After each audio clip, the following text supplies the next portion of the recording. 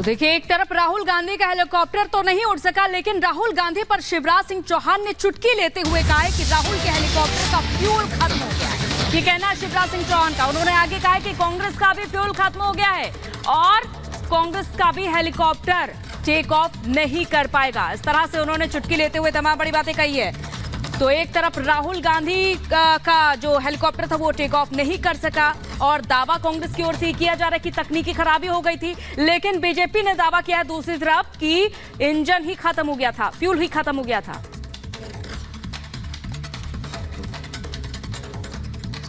राहुल गांधी जी आए थे शहडोल, वहां उनका विमान नहीं उड़ा, बोले हेलीकॉप्टर नहीं उड़ा, फ्यूल खत्म हो गया, फ्यूल। तो मैंने कहा कांग्रेस का ही फ्यूल खत्म हो गया तो राहुल जी हेलीकॉप्टर में फ्यूल कहां से आए? फ्यूल खत्म होने के कारण राहुल गांधी का विमान टेक ऑफ नहीं हुआ, लेकिन कांग्रेस भी तो टेक ऑफ नहीं हो रही है और ये टेक ऑफ होने भी नहीं वाली। राहुल गांधी जी को कितना भी टेक ऑफ करो, madam Sonia Gandhi, Rahul take off नहीं होने वाले, कांग्रेस सब रसातल में जाने वाली है। देखिए, शिवराज सिंह चौहान ने यहाँ पर चुटकी ली है और कांग्रेस का ये दावा है कि तकनीकी खराबी है, तो बीजेपी ये कह रही है फ्यूल खत्म हो गया। हमारे साथ हमारे सहयोगी सत्यविजय जुड़ गए हैं। सत्यविजय, मैं खुद शहडोल से आती हूँ और जो स्थानीय लोग हैं वो साफ तौर पर ये दावे कर रहे हैं कि फ्यूल खत्म हो गया, यानी कि कांग्रेस तो पूरी तरीके से तैयार होकर के चुनावों में ही नहीं उतरी है और बीजेपी जो दावे कर रही है वो कहीं ना कहीं ये बताता है कि कांग्रेस के दावे कितने निराधार है, जब स्थानीय लोग ये कह देते हैं कि यहाँ पर जो फ्यूल है वो ही खत्म हो जाता है। जी देखिए, कल राहुल गांधी मध्य प्रदेश के सिवनी में, शहडोल सिवनी में प्रचार के दौर लिए आए थे, जहां पर कि कांग्रेस के प्रत्याशी ओमकार सिंह मरकाम, वहां पर उन्होंने सभा की और सभा करने के बाद जब उन्हें वापस रवाना होना था तो उनके चौपर का फ्यूल खत्म होने की बात सामने आई। हालांकि जीतू पटवारी समेत तमाम जो कांग्रेस के नेता हैं उनका ये कहना था कि मौसम, चूंकि मौसम विभाग ने अलर्ट जारी किया और कल आंधी तूफान जैसी स्थिति बनी थी, इस वजह से फ्यूल टैंक फ्यूल लेकर नहीं पहुंच पाए, जिस वजह से फ्यूल ना होने के कारण राहुल गांधी को शहडोल में ही रात गुजारनी पड़ी।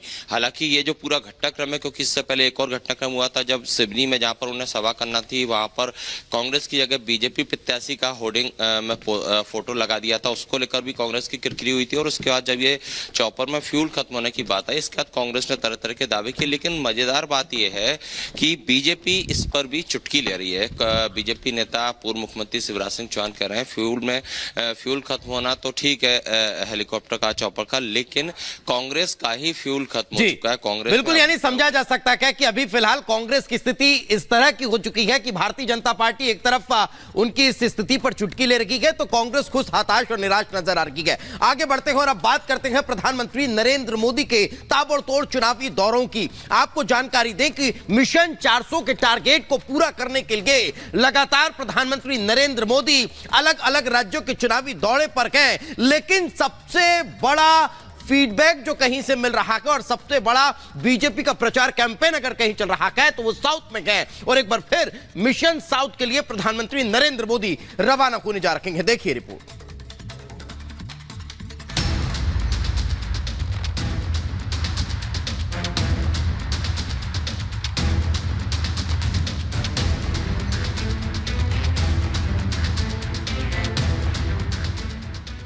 मोदी की जीत वाली गारंटी दक्षिण से ही पूरी होगी। जब मोदी कहता है कि आर्टिकल 370 को खत्म किया जाएगा तो ये होकर रहता है। मोदी के 400 पार वाला टारगेट दक्षिण से अचीव होगा। तेलंगाना भी कह रहा है तीसरी बार।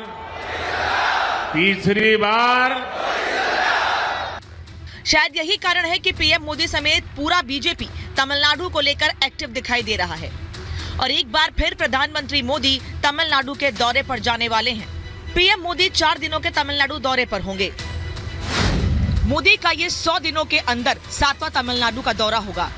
वो जनवरी में 2 बार, फरवरी में 2 बार और मार्च के महीने में भी 2 बार तमिलनाडु जा चुके हैं। 2024 के चुनाव में एनडीए 400 के पार के लक्ष्य के साथ मैदान में है।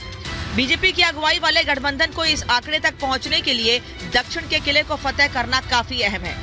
मोदी का तमिलनाडु दौरा कोई संयोग नहीं बल्कि एक सोचे समझे प्रयोग के तौर पर देखा जा रहा है, क्योंकि इस बार 39 सीटों वाले राज्यों में बीजेपी 23 सीटों पर चुनाव लड़ रही है। वहीं पीएमके के साथ गठबंधन पर 10 सीटें दी हैं। इसके अलावा जीके वासन की पार्टी तमिल मनीला कांग्रेस 3 सीटों पर चुनावी मैदान में है। एएमएमके को 2 सीट और 1 सीट पर एनडीए के समर्थन से निर्दलीय के रूप में पनीर सेल्वम है।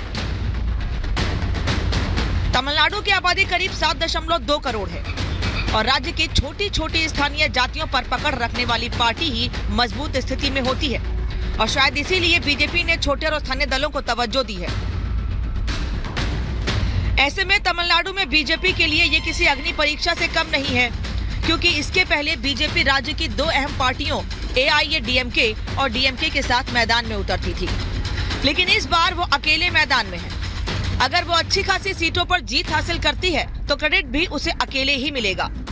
तमिलनाडु में बेहतर कनेक्टिविटी, बेहतर सुविधा और इंडस्ट्री के लिए बेहतर अवसरों को पैदा करना, इसलिए ये maritime project, roadways project, railway project ये एक साथ शुरू किए या पूरे हुए हैं। मल्टी मॉडल कनेक्टिविटी की अप्रोच तमिलनाडु के विकास को तेज रफ्तार देगी। 2019 के लोकसभा चुनाव में डीएमके गठबंधन ने 39 में से 38 सीटों पर जीत हासिल की थी और एआईएडीएमके गठबंधन को महज 1 सीट मिली थी। चुनाव में डीएमके गठबंधन को 52.5% वोट मिले थे, जिसमें से अकेले डीएमके पार्टी का 33.1% वोट शेयर था। वहीं एआईएडीएमके गठबंधन को मिले 21.3% वोट में से अकेले एआईएडीएमके को 19.1% वोट मिला था, जिसमें बीजेपी भी शामिल थी। इस बार के चुनाव में बीजेपी और एआईएडीएमके की राहें जुदा हैं। कभी जयललिता की अगुवाई वाली पार्टी में अब कोई करिश्माई नेता नहीं है और पार्टी में भी गुटबाजी चरम पर है। ऐसे में बीजेपी उम्मीद लगाई बैठी है कि कांग्रेस और डीएमके के विरोध वाला वोट एआईएडीएमके की जगह सीधे बीजेपी के खाते में जाएगा और इसलिए बीजेपी का फोकस तमिलनाडु पर बढ़ गया है। माना जा रहा है कि पीएम मोदी के दौरान उन सीटों पर ज्यादा फोकस किया जा रहा है जहां बीजेपी की जीत की संभावना ज्यादा है। राज्य की 6 सीटों पर साउथ चेन्नई, वेल्लोर, पेरम्बलूर, कोयम्बटूर, नीलगिरी, विरुद्धनगर में जीत की संभावना ज्यादा है। मोदी की 400 सीट वाली गारंटी पर जाने माने राजनीतिक रणनीतिकार प्रशांत किशोर भी मुहर लगा रहे हैं। उन्होंने दावा किया है कि बीजेपी दक्षिण और पूर्वी राज्यों में अपनी सीटों में इजाफा करेगी।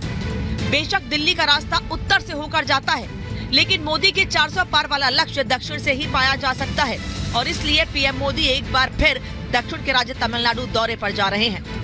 Bureau report, Republic Bharat.